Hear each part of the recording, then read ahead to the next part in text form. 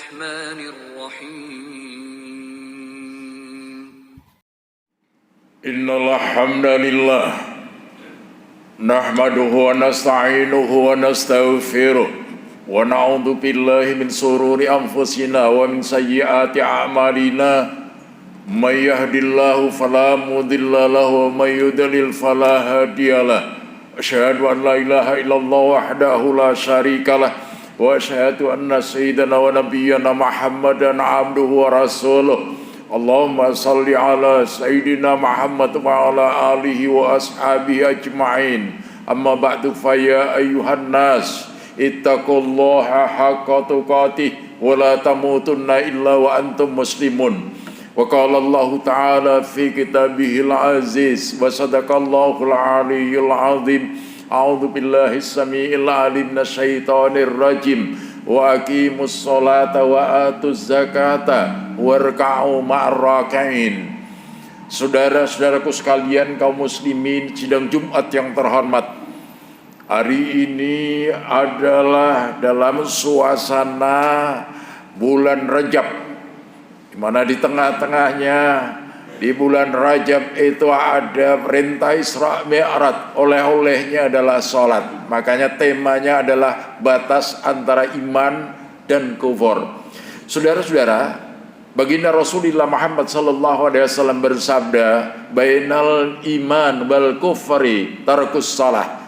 Batas antara iman dan kufur itu adalah meninggalkan sholat. Man taraka fa huwa kufrun, barang siapa yang meninggalkan sholat maka kufurlah dia.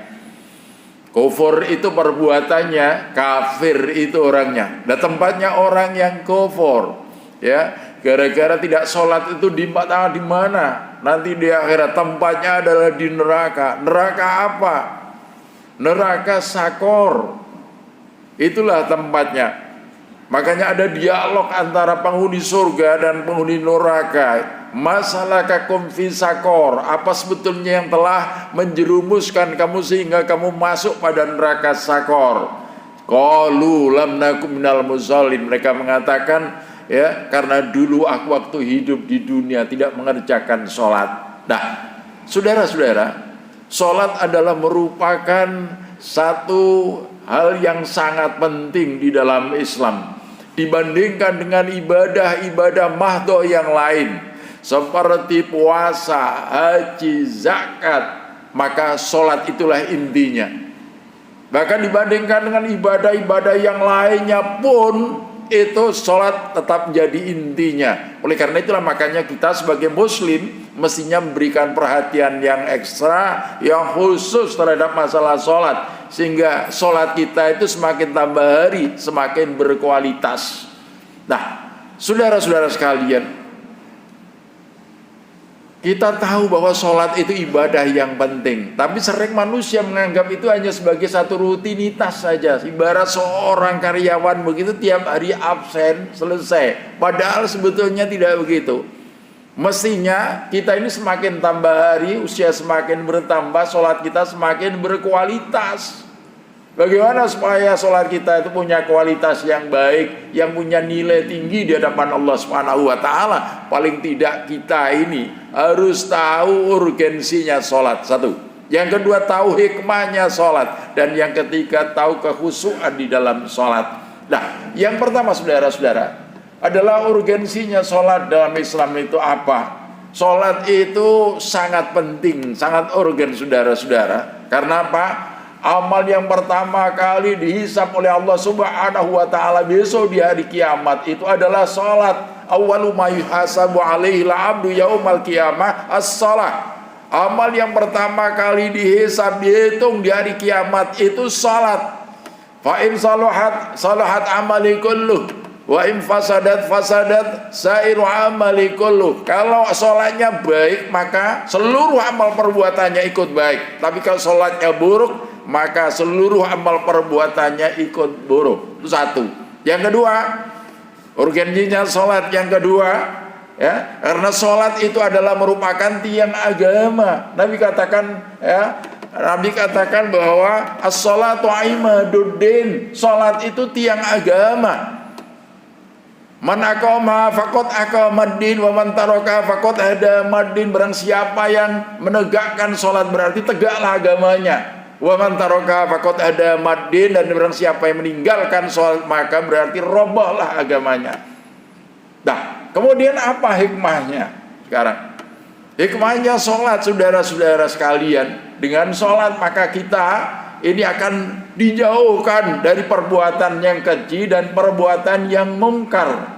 Ya, inna sholata tanha 'anil fahsya'i wal munkar. Sungguhnya sholat itu kalau benar maka itu akan dapat menjauhkan kita dari perbuatan keji dan perbuatan yang mungkar. Lah kok bisa? Karena dengan kita melaksanakan sholat maka hubungan kita dengan Allah semakin dekat. Karena hubungan kita dengan Allah semakin dekat, maka kita akan merasa selalu dilihat, selalu didengar, selalu diawasi oleh Allah Subhanahu wa ta'ala. Sehingga karena hubungan kita dengan Allah semakin dekat, maka kalau kita melakukan perbuatan-perbuatan maksiat, perbuatan-perbuatan yang keji dan mungkar, maka kita akan merasa ada sesuatu yang mengganjal di hati kita, yang akan menghalangi hubungan kita dengan Allah Subhanahu wa ta'ala. Kalau nggak percaya, saudara buktikan. Coba saudara bermaksiat, habis maksiat saudara kerjakan sholat, saudara tidak akan bisa khusyuk dalam sholat. Kenapa? Karena ada ganjalan, hati kita kotor. Kalau sudah begitu,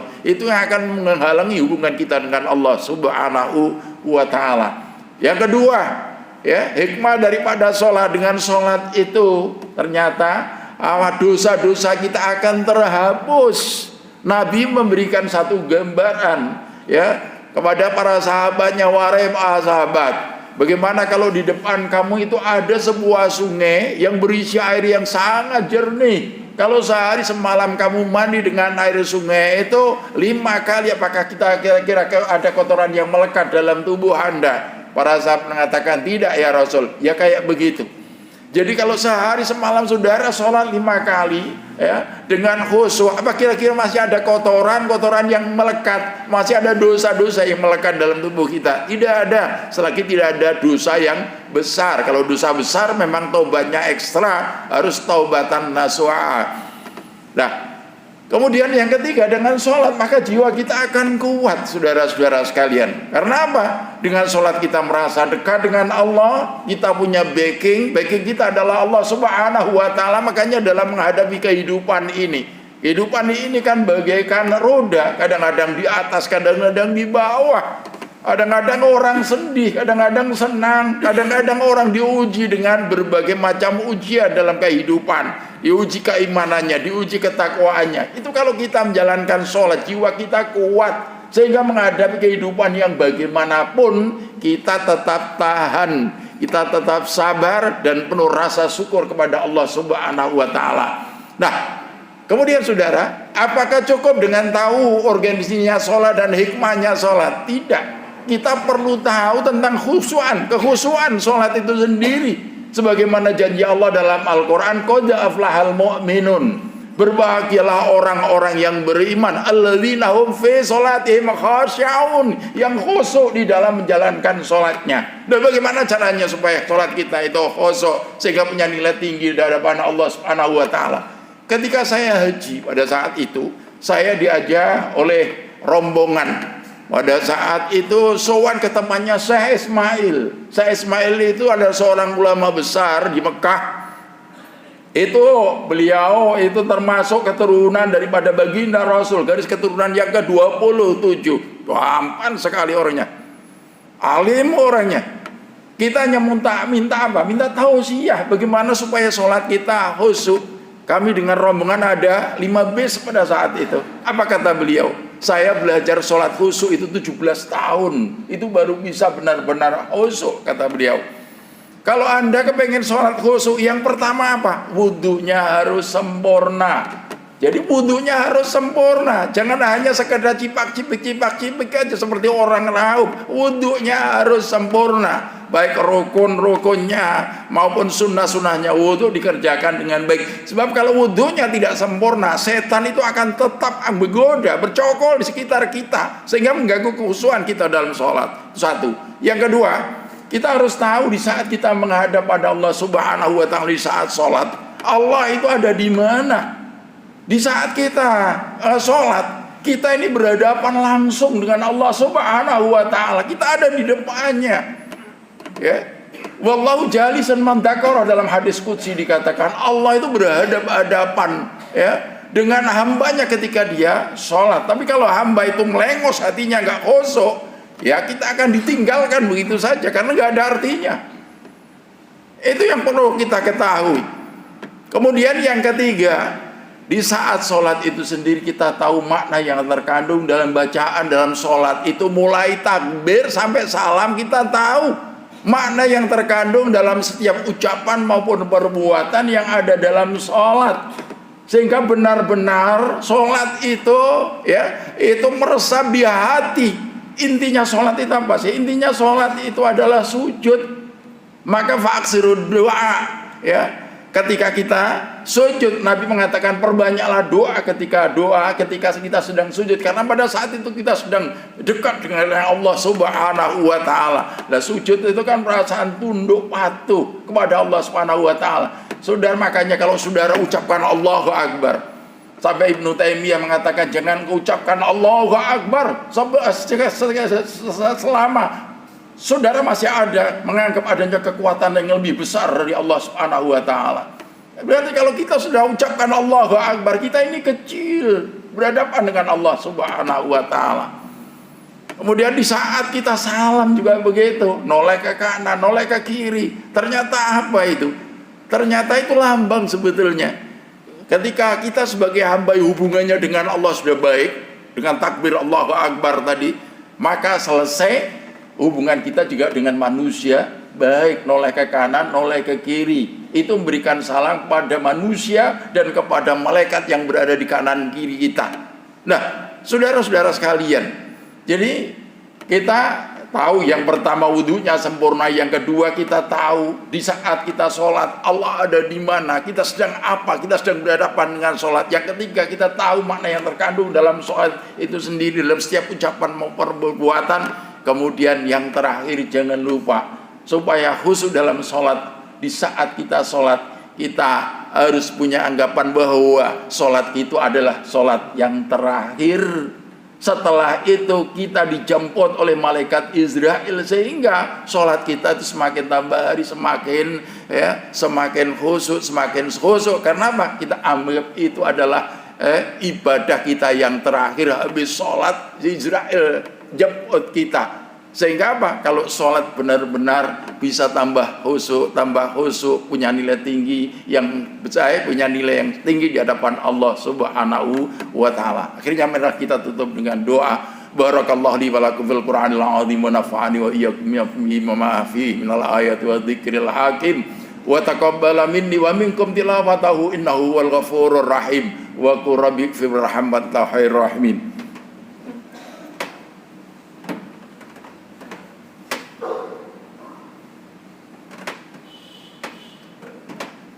Alhamdulillah, alhamdulillahil wahidis samad, alladzi lam yalid wa lam yulad wa lam yakul lahu kufuwan ahad.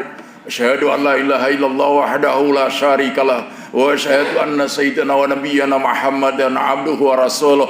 Allahumma shalli wa sallim ala Muhammad wa ala alihi wa ashabihi ajma'in. Amma ba'du, fa ya ayyuhan nas ittaqullah wa alamu annallaha yuhibbul muttaqin. Ma'asyiral muslimin rahimakumullah. Pandangan umat Islam tentang sholat itu ternyata ada tiga, saudara-saudara. Ada yang menganggap sholat itu sebagai beban, ada yang menganggap sholat itu sebagai kewajiban, dan ada yang menganggap sholat itu sebagai kebutuhan dan anugerah dari Allah Subhanahu wa Ta'ala. Bagi orang yang menganggap sholat itu sebagai beban, tentu berat sekali, karena menganggap sholat itu sebagai beban. Ya, sehingga sampai sholat 5 waktu aja ditawar. Kenapa sih sholat pakai 5 waktu segala? Kenapa enggak 1 waktu aja, atau maksimal 2 waktu pagi dan sore? Karena menganggap sholat sebagai beban. Yang kedua, orang menganggap sholat sebagai kewajiban. Nah, ini lebih ringan, karena sholat sebagai kewajiban. Kalau kewajibannya selesai, maka dia merasakan ringan. Sudah habis sholat isya, wajiban kan itu.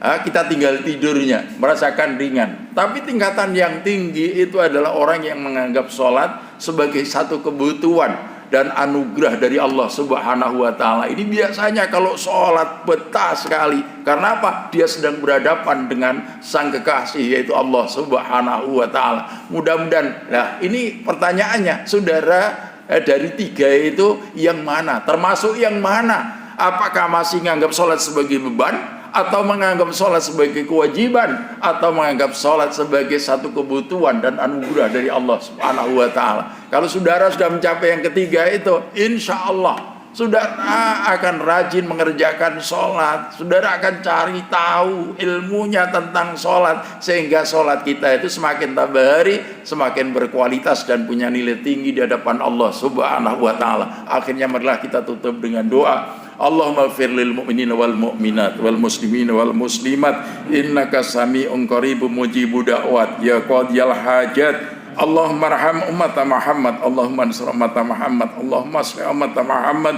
Allahumma ansur man nasruddin wa hadil man haddal muslimin. Allahumma adfa'anna al-bala wal waba wal fahsya wal munkar wasyuf wal muhtalif wa sadaida wal mi'an wal fitan ma dhahara minha ma batan min baladina hadha khassa wa min buldan ismina amma innaka ala kulli syai'in qadir. Rabbana taqabbal minna innaka antas samiul alim wa tub alaina innaka antat tawwabur rahim. Rabbana atina fid dunya hasanah wa fil akhirati hasanah wa qina adzabannar. Walhamdulillahi rabbil alamin. Ibadallah, inna Allah ya'muru bil adli wal ihsan wa ita'idil qurba wa yanha 'anil fahsya'i wal munkari wal baghi ya'idukum la'allakum tadhakkarun wa la dzikrullahi akbar.